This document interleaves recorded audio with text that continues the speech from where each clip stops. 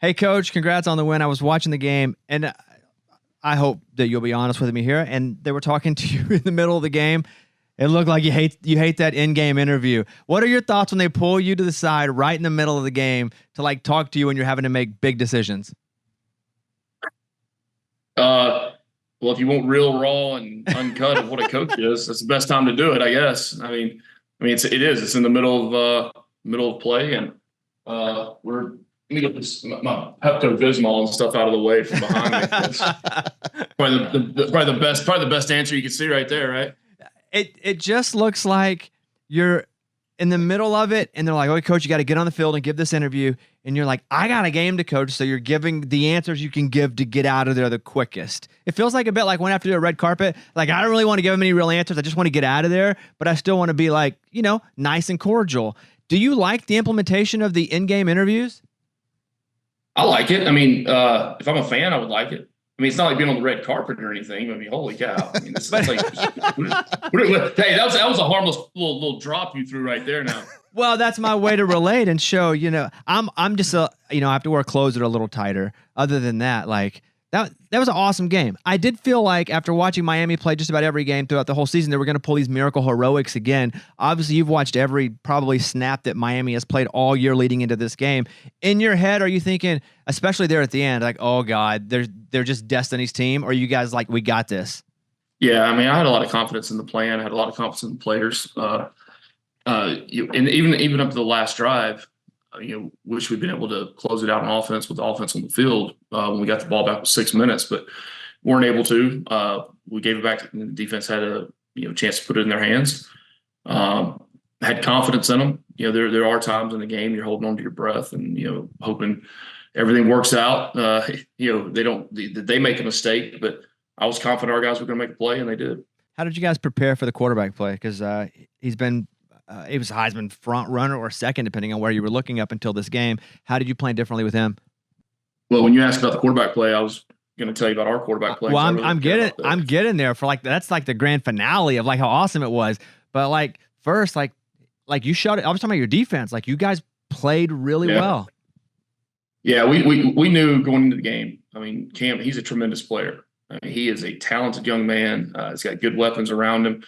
The biggest thing with him is when he takes off and scrambles and starts running. He's looking to throw, and that's where so many of their big plays had occurred in the previous games. And we did a good job on the back end of staying on our man, plastering our man, keeping everything in front of us.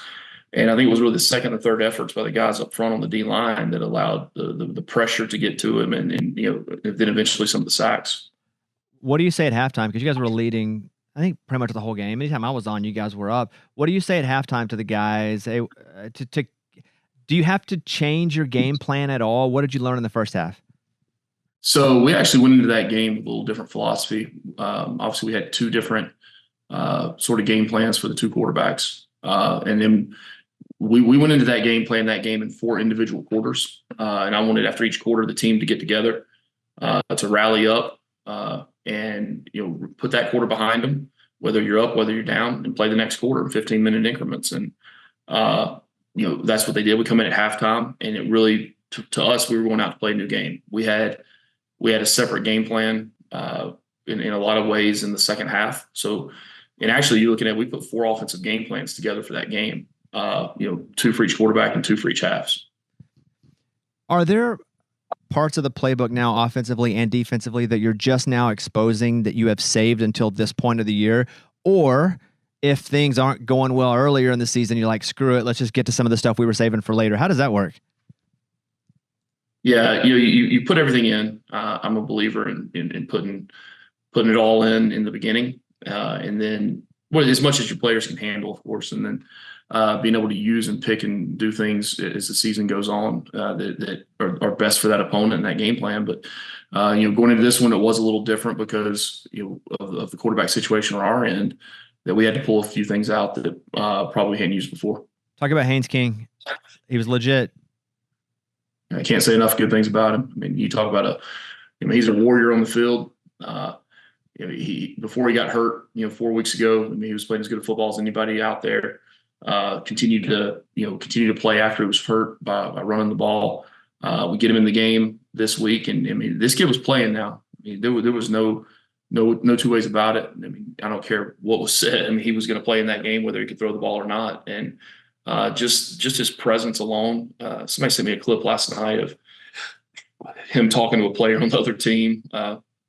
Just the competitiveness in him, the fire in him, the way he raises everybody up around him. I mean, he's one of the toughest people I've ever been around. One of the greatest leaders of any college quarterback I've been around.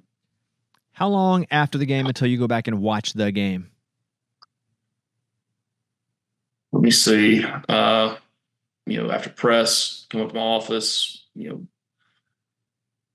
get back home. I got home probably, I don't know, it probably within 2.5 hours, probably I'm at my home office watching the game. If it's a loss, is it a different timetable? Will you wait? Will you bury the tape type of thing ever?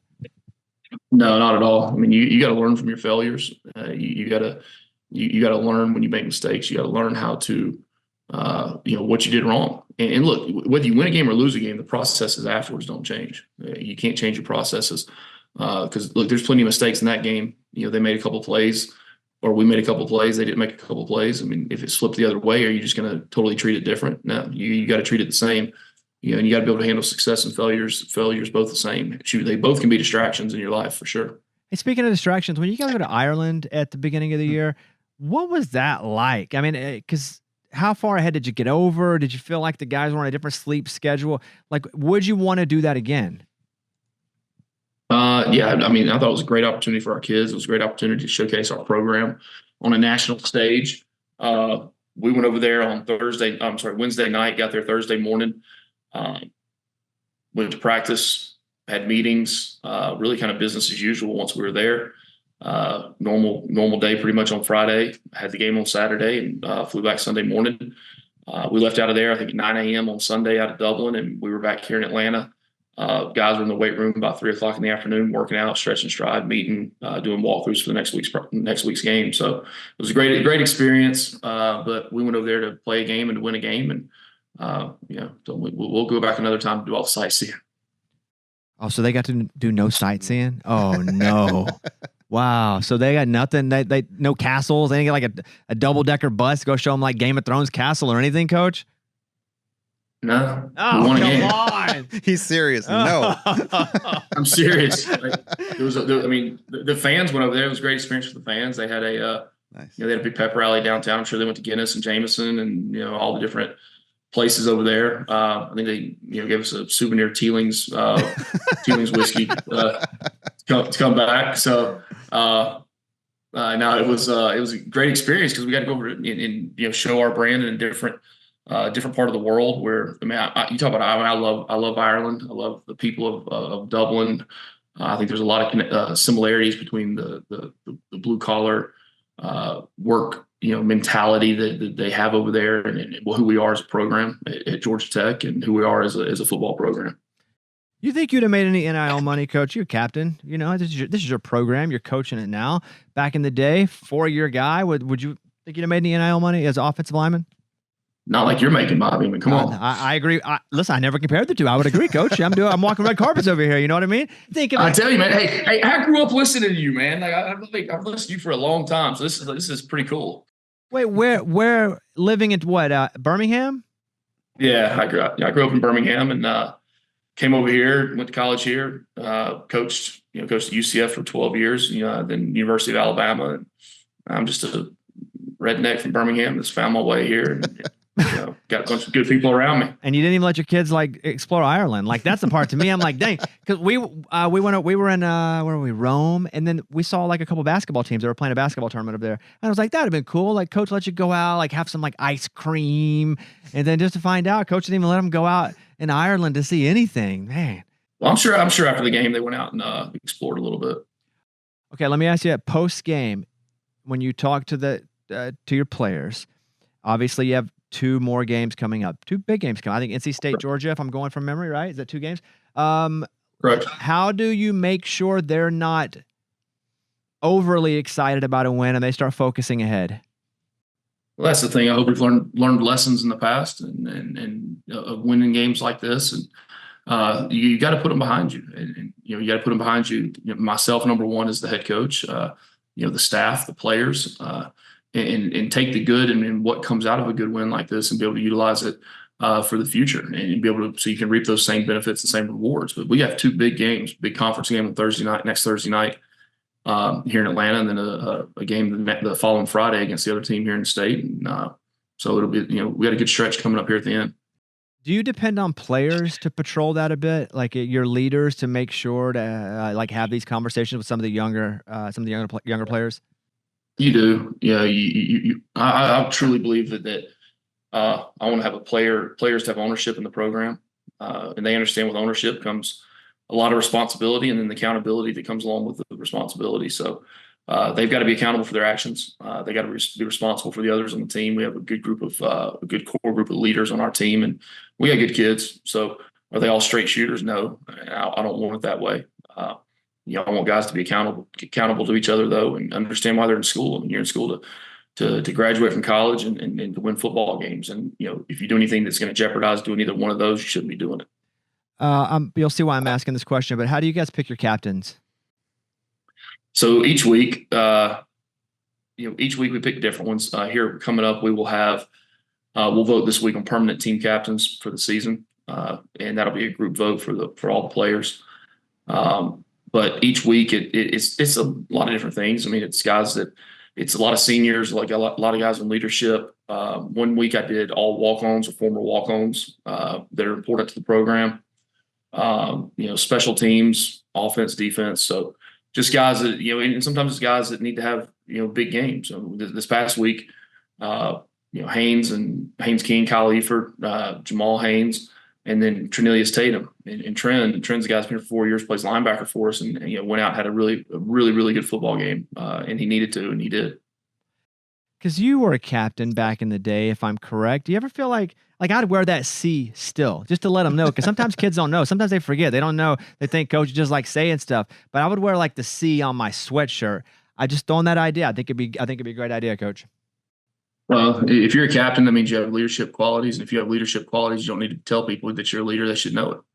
Yeah, Bones. Great. I just got told. Although I think if he was wearing a C, I would think it meant coach. I wouldn't even think Double captain. meaning. Yeah, I would have C for captain and put the years down there. But yeah, that's a great point, right. Coach. Yeah. Eddie? Have it sewn on your Letterman's coat. Yes, I would still wear that. I did. Hey, Coach, when I was in college, my first year, I still wore my Letterman jacket from high school because I was only a mediocre high school football player, and I got told real quick only losers do that. So I stopped doing that. I wear it around my wife sometimes to be funny, but other than that.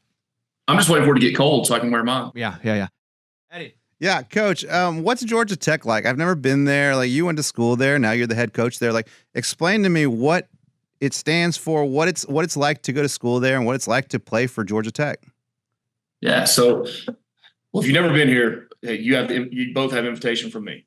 All right, please, love for you guys to come here, visit us. It's truly a special place. A lot of people think that it's in Atlanta and that it's in the city, and yeah, it is. But really, the way this place was built, Midtown Atlanta was built around Georgia Tech. Georgia Tech's been here longer than Midtown Atlanta has, so it's its own campus within the city, which is really cool.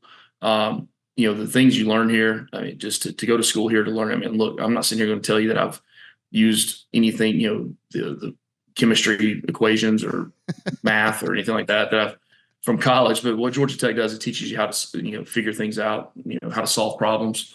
I look at Georgia Tech as it's technology, and technology is in everybody. I mean, the greatest piece of technology in the world is in everybody's hand and pocket all the time right now. So, it just so happens one of my teammates that I played here with, invented the camera and all the technology in the camera on the iPhone.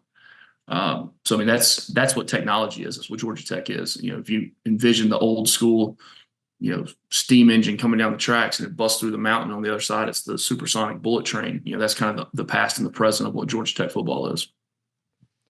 And that sounds deep. It's really deep. That's like an intro of a book, like something like a bullet train. You lost me, but but probably because it was a little too advanced for me, Coach. Congratulations. It was an awesome game. Awesome win. I watched almost the whole game. I was rooting for you guys big time. I hope you guys beat the crap out of North Carolina State and Georgia. And Coach, thank you for the time, and congrats on so far a pretty strong season. Looking forward to seeing where you guys end up bowling. Really appreciate it, man. It's an honor to be on here. Like I said, I've listened for many, many years. So appreciate it.